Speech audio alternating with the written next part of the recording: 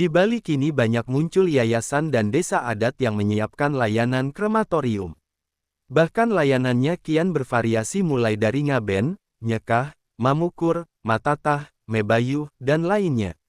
Jika semua krama Bali kian memilih krematorium, dikhawatirkan akan menggerus semangat Mabe Banjaran, suka duka krama Bali, tradisi dan budaya Bali.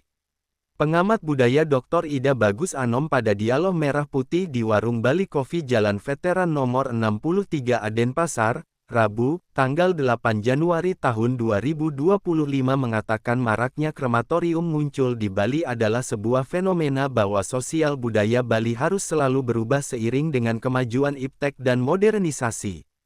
Jika dulu masyarakat kita agraris, semua petani dan mampu gotong royong, bantu tetangga atau ngayah bisa serentak. Namun dampak modernisasi kini profesi krama Bali makin beragam ke kota. Dia mengakui ada unsur bisnis dalam krematorium, namun tak selamanya benar.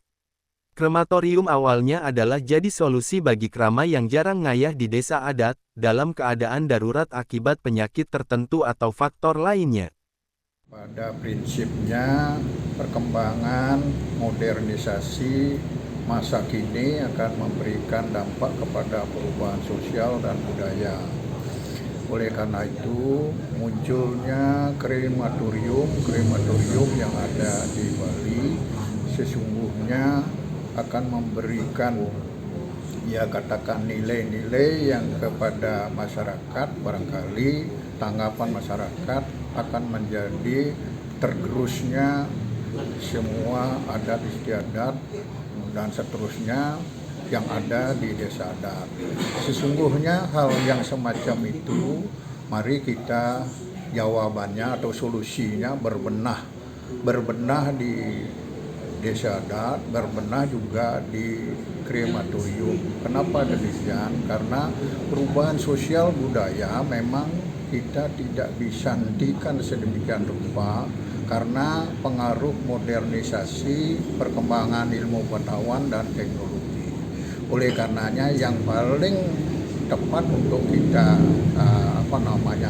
laksanakan sekarang, bagaimana mari kita di desa adat berbenah, bagaimana memberikan pelayanan kepada masyarakat yang optimal supaya di desa adat bisa dilaksanakan ngaben yang barangkali tidak memerlukan dana yang cukup besar bagi masyarakat yang barangkali dari sisi penghasilan tidak terlalu besar. Sekretaris Bendesa Adat Pedungan Denpasar, Gede Redita mengakui bahwa krematorium di desanya belum menjadi kebutuhan.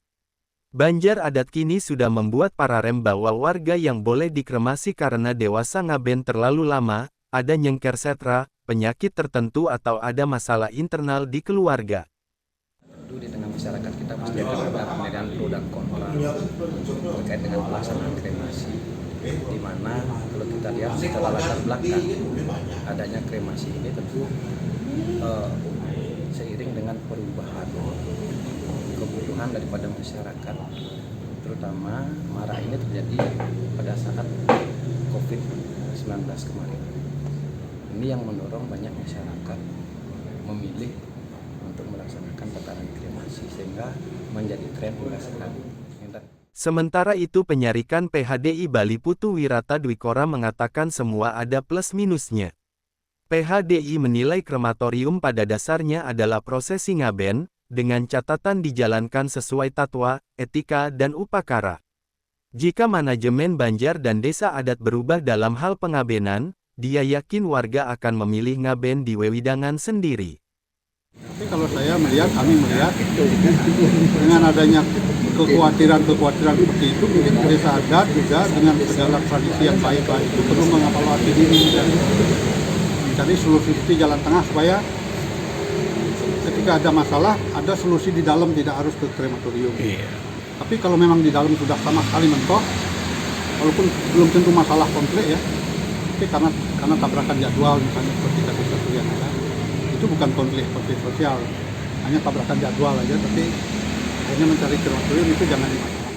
Prinsipnya, krematorium tetap jalan sebagai solusi bagi krama tertentu. Sementara tradisi ngaben di Banjar dan desa adat tetap jalan sambil membenahi manajemen pengabenan yang efisien, efektif dan benar secara tatwa. Su Echa melaporkan.